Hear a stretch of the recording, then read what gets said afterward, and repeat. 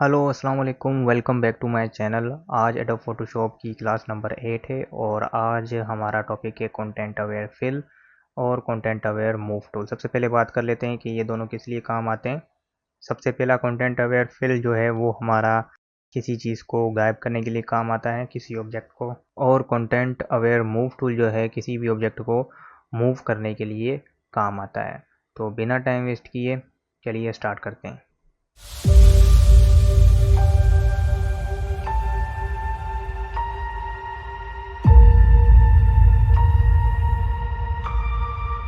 तो सबसे पहला है हमारा कंटेंट अवेयर फिल। आप लोगों को याद होगा सबसे पहले हमारी जो क्लासेस हुई थी हमारी फिल के बारे में हुई थी कि मैं अगर यहाँ पर मैंने ये एक सिलेक्शन बनाई। आपको पता है कि सिलेक्शन क्या होती है। सिलेक्शन जो है वो एक्टिव एरिया होती है, ठीक है। मतलब अंदर का एरिया जो है वो एक्टिव है, बाहर का एरिया डीएक्टिवेट है।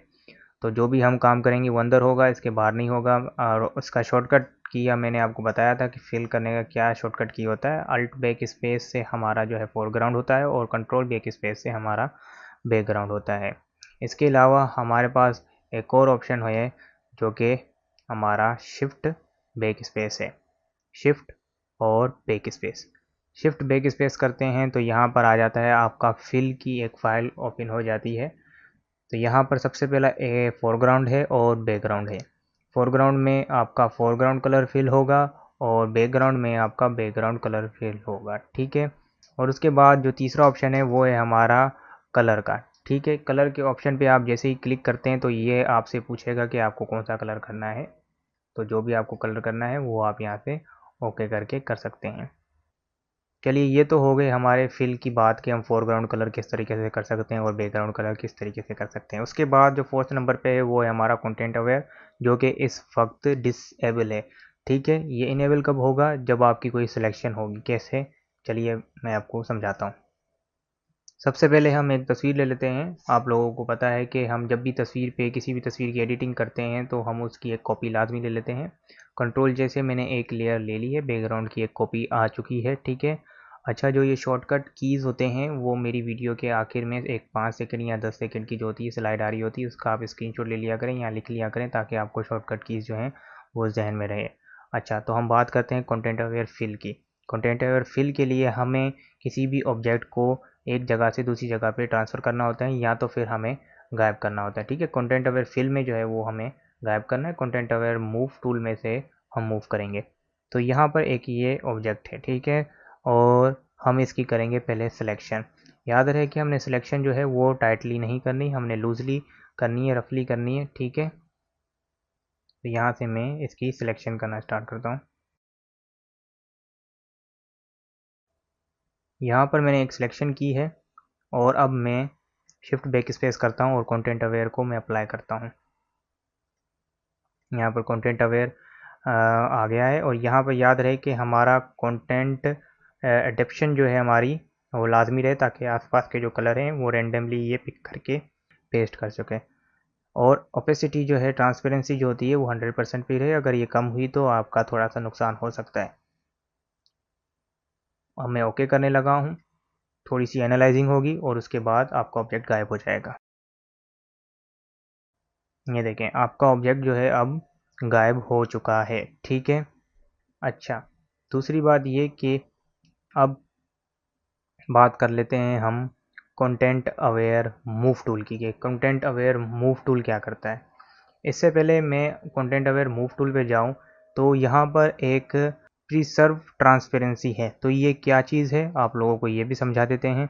अच्छा, तो हमने अभी ये ब्लैंक पेज पे आ चुके हैं। इस पे थोड़ी सी हम करने लगे हैं ड्राइंग। रेड कलर में मैंने एक पेंट किया है, मैंने एक लेयर ली है, बैकग्राउंड लेयर अलग है, ठीक है। अब मैं करता हूँ शिफ्ट बैक स्पेस, फिल का ऑप्शन में जाते हैं। अगर मैं यहाँ से फॉर एग्जांपल बैकग्राउंड कलर करता हूँ और मैं ओके करता हूँ तो ये बेसिकली पूरे पेज पे ये बैकग्राउंड कलर पेस्ट कर देगा। लेकिन अगर मैं जो ये प्रिजर्व ट्रांसपेरेंसी है इसे ऑन रखूं और ओके करूं तो जो चीज़ हमारी बनी हुई होगी, कोई चीज़ हमारा कोई ऑब्जेक्ट होगा तो उसी के अंदर ये कलर करेगा, ना कि किसी ओवरऑल लेयर पे काम करेगा, ठीक है। जो चीज़ बनी हुई है, फॉर एग्जांपल ये चीज़ जो थी, मैंने लाइन जो बनाई थी ड्राइंग सी थोड़ी सी ब्रिज जो मारा था, ये चीज़ बनी हुई थी खाली लेयर पे, तो इसी पे इसने वर्क किया, उस पे नहीं किया, ठीक है।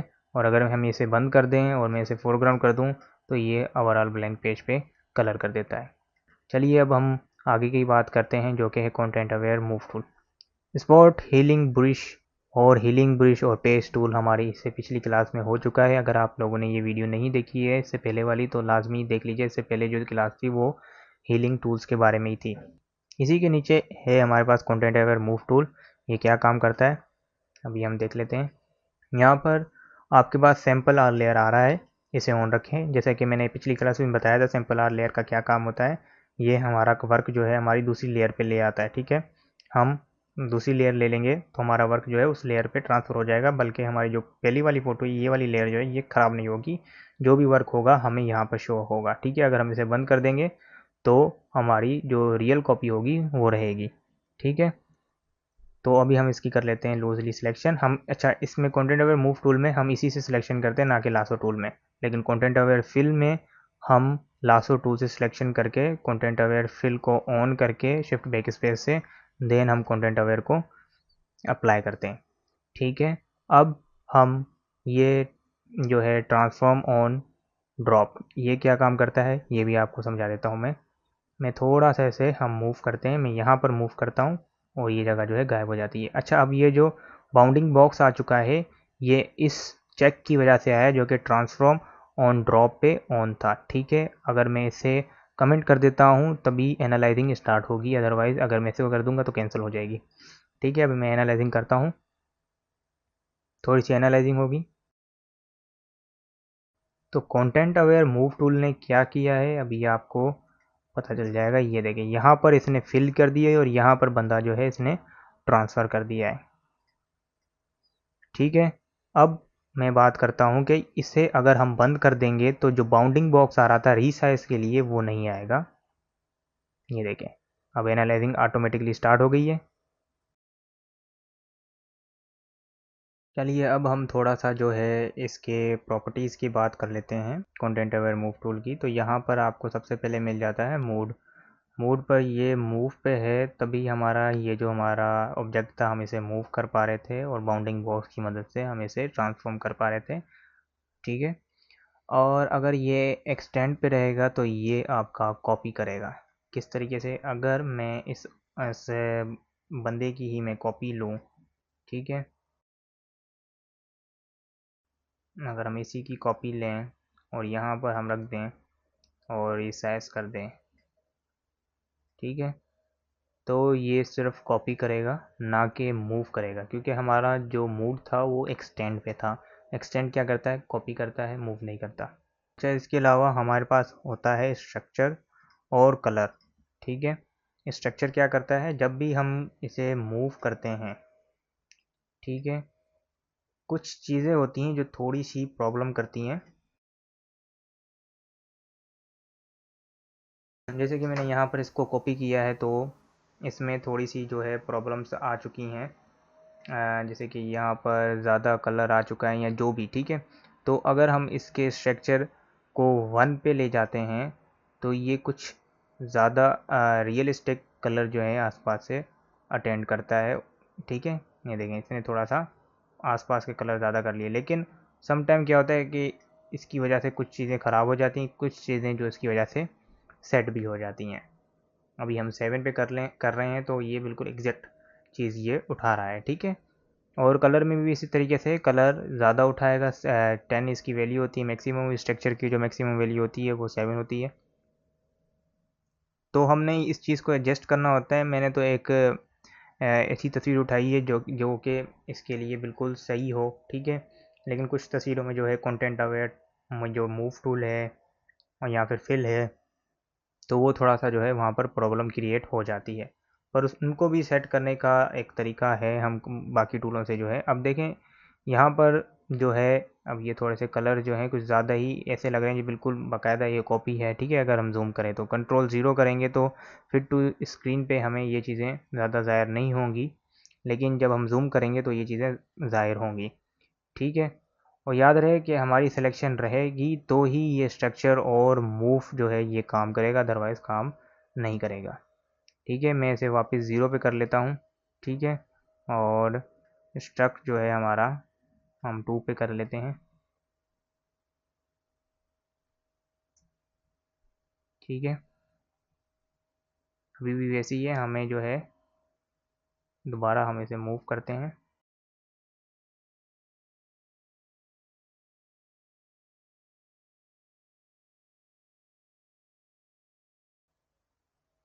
तो यहाँ पर कुछ ये सेटिंग सही बैठ रही है, ठीक है।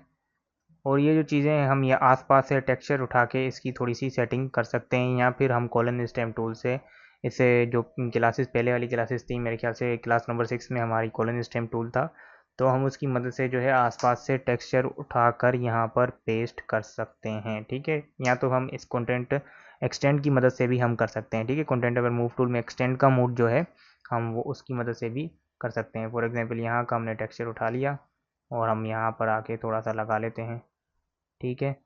तो इसी तरीके से जो है हमारे टेक्सचर हम लगा सकते हैं, ठीक है। कंट्रोल 0 पर यानी कि फिट टू स्क्रीन पर या फिर 100% पे हमें इतना कुछ ज़्यादा ज़ाहिर नहीं होगा। और हम एक और काम भी कर सकते हैं थोड़ा सा एक्सटेंड में से, ठीक है। फॉर एग्जांपल आपने किसी चीज़ की हाइट ज़्यादा करनी है तो हम इसकी भी थोड़ी सी हाइट जो है वो कर सकते हैं, लेकिन सम टाइम जो है ये जो है ज़्यादा वर्क नहीं कर पाता, ठीक है, क्योंकि ये थोड़ा सा अजीब है, ठीक है। लेकिन हमें दूर से नहीं पता चलेगा कि इसकी हाइट कितनी थी या कितनी है, ठीक है। पहले इतनी थी और अब इतनी है, ठीक है। आई होप आप लोगों को इस क्लास में कंटेंट अवेयर फिल और कंटेंट अवेयर मूव टूल दोनों ही समझ आ गए होंगे। इंशाल्लाह नेक्स्ट वीडियो में मिलेंगे। अगर आप लोगों को ये वीडियो पसंद आई है या फिर आप लोगों के लिए हेल्पफुल रही है ये क्लास, तो इस वीडियो को लाइक करें और चैनल को सब्सक्राइब करें। और अगर आप लोगों ने इससे पहले वाली क्लासेस नहीं देखी हैं तो वो भी लाजमी देख लीजिए फ़ोटोशॉप की। थैंक यू, अल्लाह हाफिज़।